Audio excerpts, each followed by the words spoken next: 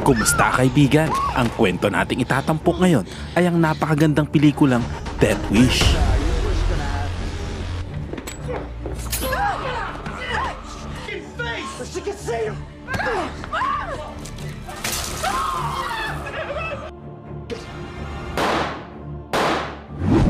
Nagsimula ang kwento sa pagpapakita sa dalawang pulis na nasa gitna ng bakbakan. Ang isa ay malubhang nasugatan dahil sa maraming tama ng bala sa dibdib, habang ang isa naman ay nagmadaling magmaneho upang dalhin ito sa ospital. Pagdating sa ospital, tinawag agad ang trauma surgeon na si Paul Kersey upang gamutin ang sugatang pulis. Sa kasamaang palad, bago pa man ito magawa ang anumang aksyon, ang pulis ay namatay dahil sa matinding pagdurugo. Lumipat ang eksena sa tahanan ni Paul kung saan makikilala ang kanyang asawa na si Lucy at ang kanilang anak na si Jordan. Malapit sa isa't isa ang pamilya at madalas nagkukwentuhan ng mga ito tungkol sa kanilang mga sikreto. Sa kabilang banda, dumalo sila sa isang laro ng soccer ni Jordan kung saan may isang magulang ang nagalit sa referee.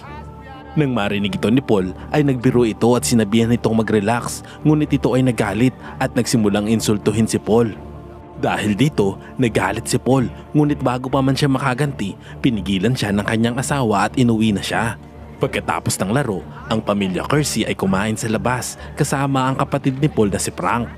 Dito ay masaya silang nagkwentuhan tungkol sa kanilang mga buhay-buhay at trabaho.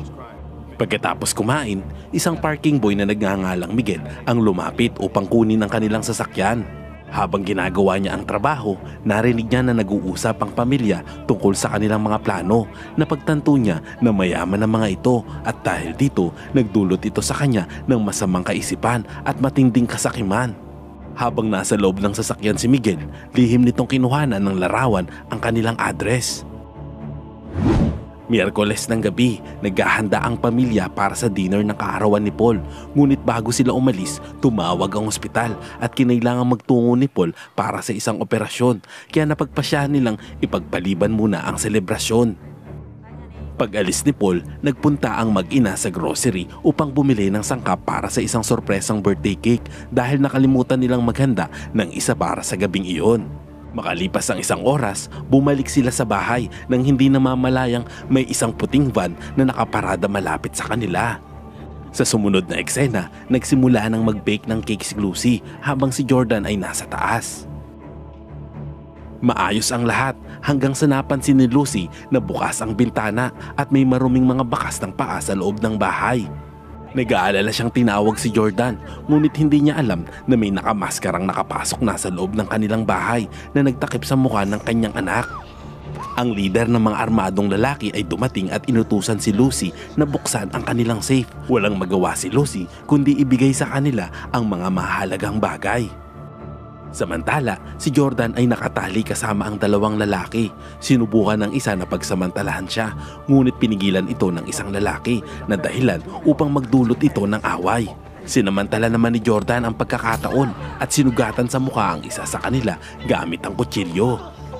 Dumating naman si Lucy at sinabuyan ng kumukulong tubig sa mukha ang lalaki, dahilan upang lalo itong magalit na naging sanhi upang parilin ang mag-ina.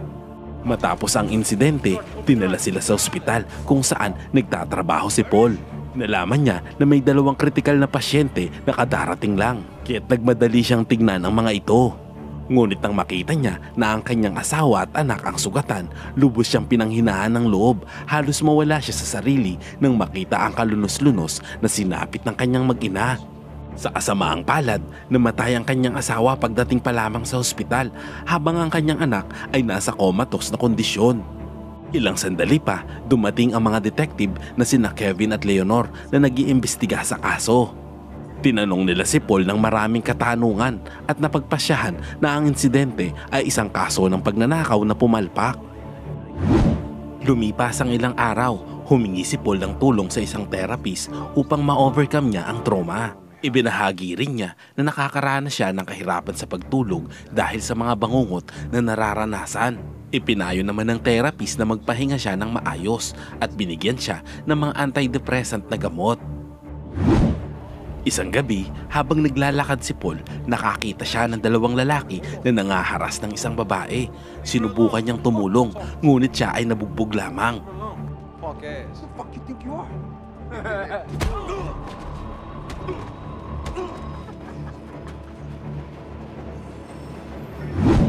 Sa sumunod na eksena, habang nanonood ng TV si Paul, nakakita siya ng advertisement tungkol sa isang gun store. Nagustuhan niya ang ideya na magkaroon ng sariling baril, kaya nagpunta siya sa tindahan. Doon, tinulungan siya ng isang friendly na staff na nagpakita sa kanya ng iba't ibang uri ng baril. Binigyan din siya ng mahalagang impormasyon patungkol sa tamang paggamit nito. Gayunpaman, nagpasya si Paul na maglaan ng oras upang pag-isipan ang kanyang desisyon bago umalis. Sa ibang eksena, tinawag muli si Paul upang magsagawa ng operasyon sa isang biktima ng pamamaril. Habang inililipat nila ang pasyente sa operating table, nahulog ang baril nito mula sa bulsa. Sinadya naman ni Paul na itulak ito sa ilalim ng kama at kinuha ng hindi nahahalata. Pagdating sa bahay, sinuri niya ang baril at sinimulang pag-aralan ang lahat ng kanyang makakaya tungkol sa sandata. Sa mga sumunod na linggo, ipinagpatuloy niya ang kanyang trabaho sa ospital sa araw at ginugol naman niya ang kanyang mga gabi sa pagsasanay sa pagbaril. Isang gabi, lumabas si Paul para maglakad na nakasuot ng hoodie jacket at dala nito ang baril na nakakubli sa kanyang bulsa. Habang naglalakad sa mga kalye, bigla niyang nakita ang dalawang lalaki na hinaharas ang isang mag-asawa. Binugbog ng mga ito ang lalaki at ninakaw ang kanyang kotse. Ngunit bago pa man sila makaalis, pinaril ni Paul ang gulong ng kotse na nagdulot ng pagtabig nito at pagbangga sa poste. Nasugatan naman ang kanyang kamay dahil sa recoil ng baril, ngunit nagawa niyang makuha muli ang kanyang sandata. Pagkatapos, binaril niya ang natitirang salarin na agad namang namatay. Matapos ang insidente, iniligtas ni Paul ang babae sa loob ng kotse bago tumakas sa lugar. Lingid sa kanyang kaalaman, may isang babae na malapit sa cafe na nai-record nito ang buong pangyayari sa telepono. Pagkatapos, dumating ang mga detective sa lugar ng insidente at nabigla sa marahas na pagkamatay ng mga naroon. Sinabi ng babae kung ano ang nangyari base sa kanyang nakita. Pinakita din nito ang recorded video ng isang maputing lalaki na naka-hoodie na pumatay sa mga sospek at nasugatan ang kanyang kamay sa sagupaan. Kinabukasan, in-upload ng babaeng nakapag-record ng video ang insidente online at mabilis itong kumalat. Napanood naman ni Paul ang video at nalaman niyang tinawag siyang Grim Reaper. Pagbalik sa hospital, ginamot niya ang kanyang nasugatang kamay bago magsimula muli sa kanyang trabaho. Pagkatapos, hinarap niya ang isang bagong pasyente, isang batang lalaki na naparil sa binti ng isang lokal na drug dealer na kilala bilang Ice Cream Man. Nalaman ni Paul na ang lalaking ito ay isang marahas na tao at pumapatay ng walang dahilan, kaya nagpa siya sang kumilos ng mag-isa. Pinilit niya ang bata na ibigay ang address ng Ice Cream Man at pagkatapos ay nagtungo siya doon na naka-hoodie. Nang makita niya ang lalaki, agad niya itong binaril ng hayagan bago tumakas. Muli, kumalat ang balita at ang lalaking naka-hoodie ay tinawag na vigilante. May mga sumusuporta sa kanyang mga aksyon at tinawag siyang guardian angel na pumapatay sa mga kriminal. Ngunit may mga kritiko rin na nagsasabing dapat hayaan ang hustisya sa mga otoridad. Samantala, dumating ang mga detective sa lugar ng krimen kung saan napatay ang Ice Cream Man. Nakita nila na pareho ang deskripsyon ng suspect, isang maputing lalaki na naka-hoodie. Sa pagkakataong ito, muling pinanood ni Detective Brains ang viral video ng Grim Reaper at napansin niya na ang suspect ay kaliwete. Pagkatapos, tinawagan muli si Paul upang operahan ang isa pang biktima ng pamamaril. Sa kanyang pagkagulat, nakilala niya ang tao bilang si Miguel, ang parking boy mula sa restaurant. Napansin din niya na suot nito ang kanyang ninakaw na relo. Sa kabila nito, sinubukan pa rin ni Paul na iligtas ito, ngunit namatay pa rin ang lalaki. Pagkatapos, natagpuan ni Paul ang telepono ni Miguel at lihim nitong binuksan gamit ang fingerprint nito. Sa pagtingin sa telepono, natuklasan niya ang isang larawan. Ito ay ang kanyang address na kinuhanan sa loob ng kanyang kotse. Dito ay nasigurado niya na si Miguel ay sangkot sa pagnanakaw sa kanyang bahay at pagpatay sa kanyang asawa. Pagkatapos, tiningnan niya ang mga message ni Miguel at natuklasan na ang mga ninakaw na gamit kasama ang kanyang relo ay ibinebenta sa isang malapit na pawn shop na nagpapanggap bilang liquor store. Kinagabihan, nagtungo si Paul sa nasabing lugar at natagpuan ang pawn shop. Nang tanungin siya ng may-ari, sinabi niya na pinadala siya ni Miguel, ngunit nagdulot ito ng pagdududa, kaya agad na nagbigay ito ng babala sa isang taong nagngangalang Fish. Agad namang napansin ni Paul sa salamin ang baril nito, kaya mabilis niyang sinaksak sa kamay ang lalaki. Pagkatapos ay itinutok ni Paul ang baril dito at inutusan itong dalhin siya sa mga ninakaw nitong gamit. Habang nagaganap ito, dumating si Fish sa tindahan at nagmadaling pumunta sa likuran at binaril si Paul. Kahit papaano ay nakaiwas naman si Paul sa bala, ngunit tumama ito sa isang lalaki na agad nitong ikinamatay. Pagkatapos ng isang marahas na sagupaan, nasugatan si Fish sa binti at pinilit ni Paul na sabihin kung sino ang pumatay sa kanyang asawa. Sa kabila ng pag-aatubili, isinuwalat ni Fish na ang kanyang kaibigan na si Joe ang bumaril dito. Habang naghahanap ng karagdagang impormasyon, nakahanap naman si Fish ng paraan para gumanti kay Paul. Ngunit isang bowling ball ang nahulog mula sa istante at tumama ito sa kanya na nagdulot ng aksidente kung saan nabaril niya ang kanyang sarili. Sinamantala naman ni Paul ang pagkakataon at kinuha ang mga surveillance tape bago tumakas. Ngunit hindi niya namalayan na nahulog ang kanyang singsing. Pag-uwi niya ng bahay, sinira niya ang mga tape para hindi na magamit at itinapon ang mga ito.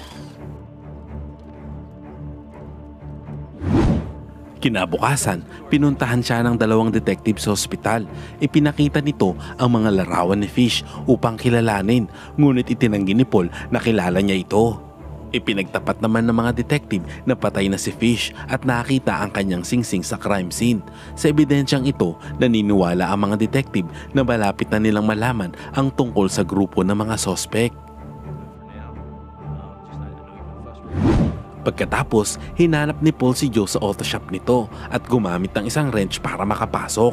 Nakita niya ang lalaki sa ilalim ng kotse. Pagkatapos ay pinahirapan ito sa pamamagitan ng paghiwa ng binti at pagbuhos ng brake fluid sa mga sugat. Hindi nagtagal, umamin si Joe na isang lalaki na nagngangalang Knox ang nagplano ng lahat. Pagkatapos marinig ang impormasyon, hinila ni Paul ang isang kadena at bumagsak ang kotse kay Joe na naging dahilan ng kanyang pagkamatay. Sa sumunod na eksena, nakatanggap si Paul ng text mula kay Knox na magkita sila sa isang nightclub. Samantala sa nightclub, pumasok si Paul sa banyo kung saan tinawagan niya si Knox, ngunit narinig niya ang telepono nito sa isang stall. Binaril niya ang pinto, ngunit isa pala itong patibong. Nang mga sandaling iyon, binaril siya ni Knox mula sa likuran na nagdulot ng magulong labanan kung saan pareho silang nasugatan.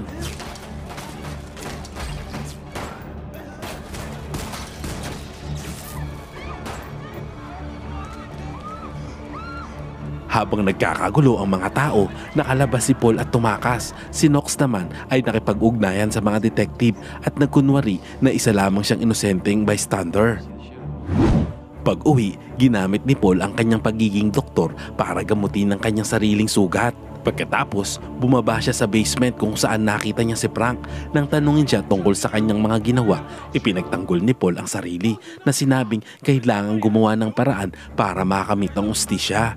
Hindi nagtagal, tumawag ang hospital para ipaalam na nagising na si Jordan mula sa kanyang koma. Nagmamadaling pumunta si Paul sa hospital at pagkatapos ay sinabi niya kay Jordan na pumanaw na ang kanyang ina. Makalipas ang isang linggo, inuwi ni Paul si Jordan matapos itong ma-discharge sa ospital. Legal naman niyang binili ang isang baril para sa kanilang proteksyon dahil inaasahan niya ang paghihiganti ng kanilang mga kaaway. Isang gabi, may nakita siyang gumagalaw sa kanilang bakuran kaya mabilis niyang itinago si Jordan sa isang closet. Sa kanyang pagkagulat, nakita niya si Knox kasama ang dalawang lalaki. Mabuti na lamang at handa si Paul at mabilis niyang naipagtanggol ang sarili. Ngunit nagawa ni Knox na barilin siya sa balikat. Nang susugurin na siya nito, dumating si Jordan at kinuha ang atensyon ni Knox na nagbigay kay Paul ng pagkakataon na kunin ng isang malaking baril at mabilis na pinaputukan si Knox na naging dahilan ng pagkamatay ng lalaki. Pagkatapos ng insidente, dumating si Detective Rains para imbestigahan ang nangyari. Lumalabas na alam niya na ang pagkakakilanlan ni Paul kaya gumawa ito ng kwento na si Knox ay binalikan si Jordan para patahimikin na nagdulot ng isang labanan kung saan napilitang ipinagtanggol ni Paul ang kanilang sarili dahilan upang mapatay nito si Knox. Idiniklarang sarado na ang kaso at nakuha na ni Paul ang hustisya sa pagkamatay ng kanyang asawa. Sa pagtatapos ng pelikula, sinimulan muli ni Paul at Jordan na buuin muli ang kanilang buhay, ang buhay na masaya at tahimik. Samantala, makalipas ang ilang linggo, habang naglalakad si Paul sa kalye, may nakita siyang lalaki na nagnakaw ng bagahe. Sa halip na makialam, nagpanggap siyang babarilin ito gamit ang kanyang mga daliri na nagpapakita na iniwan na niya ang kanyang nakaraang pagiging vigilante. Kung ikaw ang aking tatanungin kaibigan, papayag ka ba na magkaroon ng mga vigilante na uubo sa mga kriminal sa Pilipinas? Pakisagot naman ito sa comment section ng oo at hindi at kung bakit. Salamat kaibigan at umabot ka sa punto ng video na ito. Anong masasabi mo sa ending ng kwento? Kung nagustuhan mo ito ay pwede ba ako makahingi ng like at pa-share na rin ang video?